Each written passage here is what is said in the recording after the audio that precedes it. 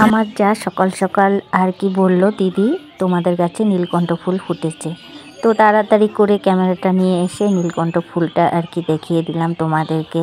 আর জানো তো, এই নীলকণ্ঠ ফুলের গাছটা নিয়ে অনেকটাই ঘটনা আছে। এই নীলকণ্ঠ ফুলের গাছটা আমার ছোটো মেয়ে নিয়ে এসেছিল।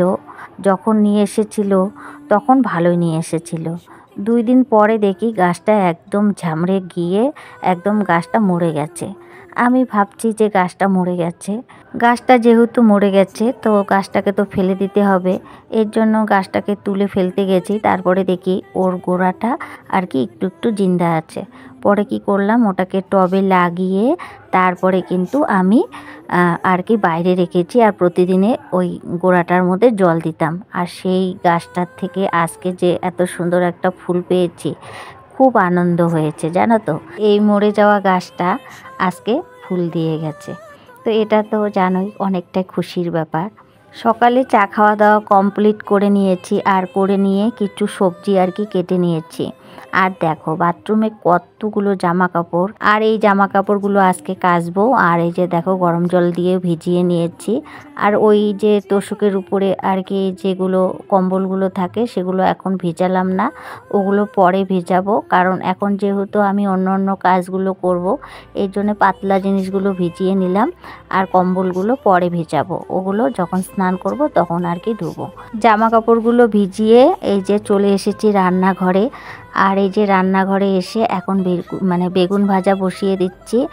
আজকে রান্না করতে করতেই আজকে কিন্তু এই জামা কাপড়গুলো আর কি ধুয়ে নিব। আর জানোই তোমরা 2-1 দিনের মধ্যে পৌষ সংক্রান্তি, তো পৌষ সংক্রান্তির মধ্যে কিন্তু আমাদের ধোয়া কাচা থাকে। যেহেতু পৌষ সংক্রান্তিতে আমাদের পূজা পার্বণ থাকে, এর জন্য কিন্তু পৌষ সংক্রান্তির আগে আগে আমরা কিন্তু ঘর দুয়ার সব পরিষ্কার করি, জামা কাপড় আর কি ধোয়া কাচা করি। যদিও প্রতিদিনে ধোয়া কাচা থাকে, কিন্তু পৌষ সংক্রান্তির জন্য একটা এক্সট্রা কাজ থাকে। যেরকম আমরা দুর্গাপূজাতে আমরা যেমন ঘর ঝাড়াঝাড়ি করি, সেরকম কিন্তু আমরা পৌষ সংক্রান্তিতেও কিন্তু এই কাজগুলো করে থাকি। তো সেটাই আর কি। ওইদিকে আমি আর কি একটু একটু করে কাপড় জামা ধুচ্ছি আর একটু একটু করে রান্না করছি। সকালের আর কি খাওয়া দাওয়া আমাদের হয়ে গেছে কিন্তু আজকে, কারণ কি আজকে না ওই যে খিচুড়ি প্রসাদ খেয়েছি। ওই যে কালকের ভিডিওতে বললাম না যে অনেক প্রসাদ আসবে, তো সেটাই এসেছিল। রাত্রিবেলাও খেয়েছি, আর একটু প্রসাদ ছিল, সেটাও কিন্তু আমরা সকালে খেয়ে নিয়েছি। তোমাদের সঙ্গে কথা বলতে বলতে ওদিকে আমার বেগুন ভাজাটাও হয়ে গেছে। আর এদিকে দেখো এখন আর কি একটু তেল দিয়ে দিলাম। আর এখন জিরা সম্বার আর কাঁচা লঙ্কা সম্বার আর আলু মানে ভাজা করে নিচ্ছি। এখানে রান্না করব বাঁধাকপি। আর আমি কিন্তু অন্য অন্য দিন ভাতটা বসিয়ে দিয়ে সবজিটা আর কি কাটি। আর আজকে কাটার কারণ কি, ওই যে জামা কাপড় ধুবো আর রান্না করব, এর জন্যই। আমি কিন্তু এখনও ভাতটা বসাইনি, কারণ কি জানোই তোমরা যে বললামই যে খিচুড়ি খেয়েছি, এর জন্য আর মানে খাওয়া দাওয়ার এখন কোনো দরকার নেই। আর ঠান্ডার দিন যেহেতু, তো এর জন্যই ভাতটা একটু লেটে রান্না করব। তো ভাবলাম যে যেহেতু এগুলোর সবজি রান্না করতে কিন্তু একটু একটু করে সময়ও লাগে, তো এর ফাঁকে ফাঁকে আমার পাতলা জামা কাপড়গুলোও কিন্তু ধোয়া হয়ে যাবে। দেখো তোমাদের সঙ্গে কথা বলতে বলতে এদিকে কিন্তু আমার বাঁধাকপিটাও হয়ে গেছে। এখন একটু গরম মশলা দিয়েই নামিয়ে নেব।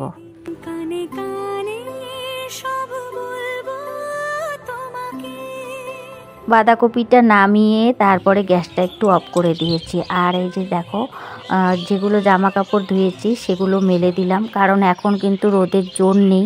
এর জন্য জামা কাপড় একটু তাড়াতাড়ি যদি না দেওয়া যায় তাহলে শুকাবে না।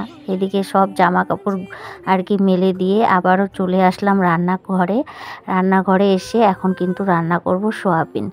যেহেতু বেগুন ভাজা বাঁধাকপি হয়ে গেছে, এখন সোয়াবিনটা রান্না বাকি আছে। তো এর ফাঁকে আর কি জামা কাপড়গুলো মেলে দিয়ে এসে এখন কিন্তু সোয়াবিনটা আর কি রান্না করে নেব। আর এই যে এখন কড়াইটা ধুয়ে এখন তেল দিয়ে দিলাম। এখন একটু জিরা সম্বার দিয়ে দিব। যেহেতু ছোট দিনের বেলা, আর এক্সট্রা কাজ করতে গেলে কিন্তু একটু বুদ্ধি করেই কাজ করতে হয়। তো এর জন্যেই আজকে যেহেতু এক্সট্রা কাজ বলতে যদিও ডেইলি ধোয়া কাচা থাকে, কিন্তু আজকের কাজগুলো একটু আলাদা। আর আজকে ঘরেরও একটু কাজকর্ম করব, এর জন্যই কিন্তু এরকম করে বুদ্ধি করে আর কি আমি কাজগুলো করে নিচ্ছি। এই যে দেখো সোয়াবিনের জন্য এখন আর কি জিরা সম্বার, তারপরে পেঁয়াজ সম্বার আর কয়েকটা কাঁচা লঙ্কা দিয়ে দিলাম।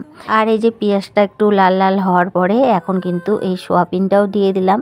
আর সোয়াবিনটাও কিন্তু আমি সুন্দরভাবে একটু ভাজা ভাজা করে নিব, তারপরে কিন্তু আলুগুলো দিয়ে দিব। আর এই যে দেখো তোমাদের সঙ্গে কথা বলতে বলতে আমার কিন্তু এদিকে সোয়াবিনটাও ভাজা হয়ে গেছে। আর এই যে দেখো এখন দিয়ে দিলাম আলুটা আর একটু ভাজা ভাজা করে নিয়ে তারপরে লবণ হলুদ দিয়ে তারপরে কিন্তু মশলাটা দিয়ে দিব।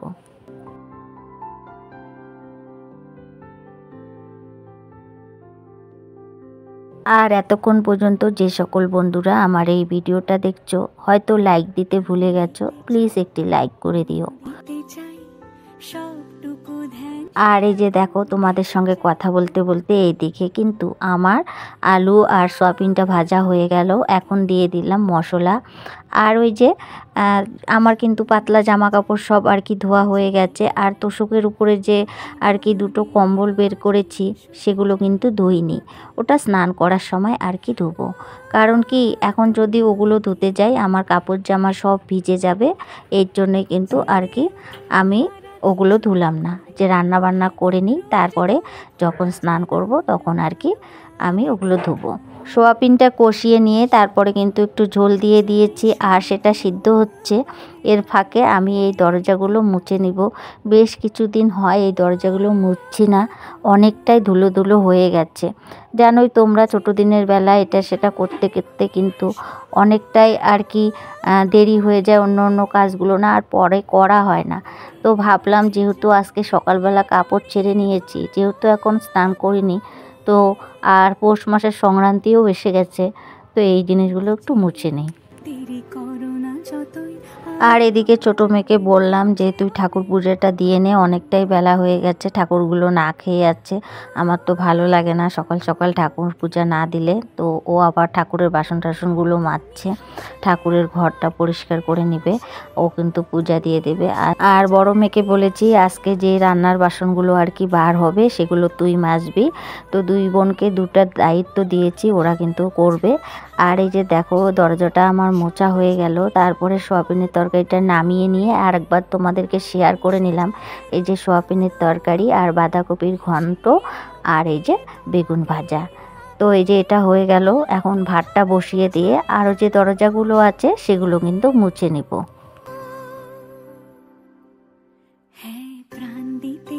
ওইদিকে রান্নাঘরে সমস্ত কাজ আর কি সেরে নিয়ে বাসনপত্রগুলো কলের পাড়ে বের করে দিলাম। বড় মেয়েকে বললাম তুই মাছ, তো মাজবে আর কি। আর এই যে চলে আসলাম আবারও একটা দরজা আর কি পরিষ্কার করে নিতে।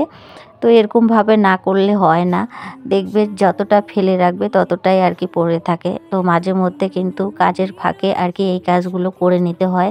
এগুলো কাজ কিন্তু এক্সট্রা কাজ, এগুলো কাজ কিন্তু সবসময় আমরা করে থাকি না। তো মাঝে মধ্যে যতই কাজ থাকুক না কেন হঠাৎ করে একটা করে এক্সট্রা করে কাজ করে নিতে হয়, না হলে তো ঘর দুয়ারগুলো পরিষ্কার থাকবে না। তো এই যে সেটাই করে নিচ্ছি আর কি। এতক্ষণ পর্যন্ত যে সকল বন্ধুরা আমার এই ভিডিওটা দেখছো, তোমাদের যদি এই ভিডিওটা ভালো লাগে তো অবশ্যই কিন্তু আমার চ্যানেলকে সাবস্ক্রাইব করে দিয়ে আমার পাশে থাকার অনুরোধ রইল। আর যারা নাকি এই কাজটা করে রেখেছো তাদের জানাই অসংখ্য অসংখ্য ধন্যবাদ। আর আমার পুরনো বন্ধুদেরকে সব সময় জানাই অসংখ্য অসংখ্য ধন্যবাদ এত সুন্দর সুন্দর মিষ্টি মিষ্টি কমেন্ট করার জন্য, আর আমাকে এই যে এত ব্যস্ততার মধ্যেও আমাকে সময় দেওয়ার জন্য। তো ওইদিকে দেখো তোমাদের সঙ্গে কথা বলতে বলতে ওই দরজাটা মুছে নিলাম। এখন আসছি আমাদের বেডরুমের আর কি দরজাটা মুছে তারপরে কিন্তু ঠাকুর ঘরের দরজাটা মুছে নেব।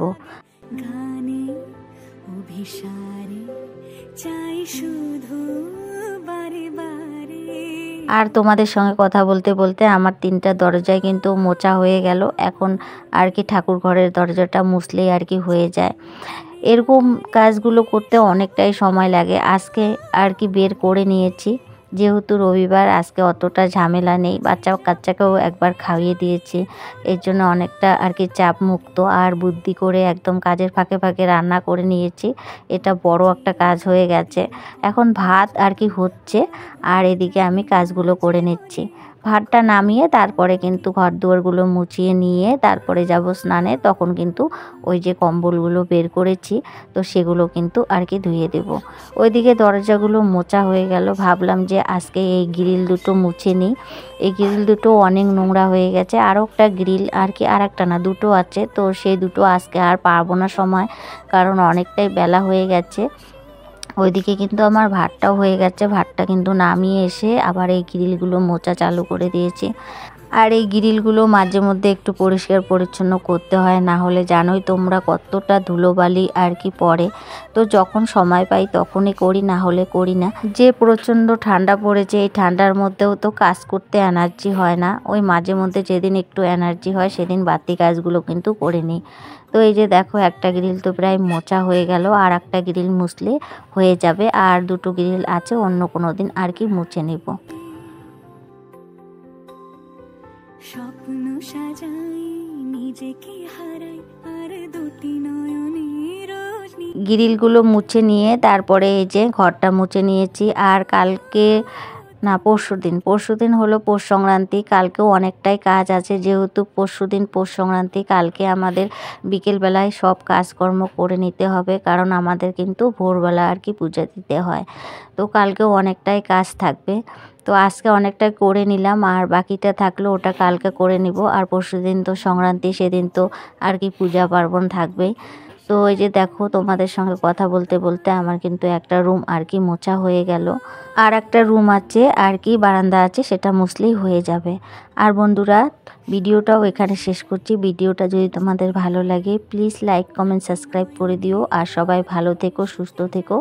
আবারও দেখা হবে নেক্সট ব্লগে, ততক্ষণ পর্যন্ত টাটা বাই বাই।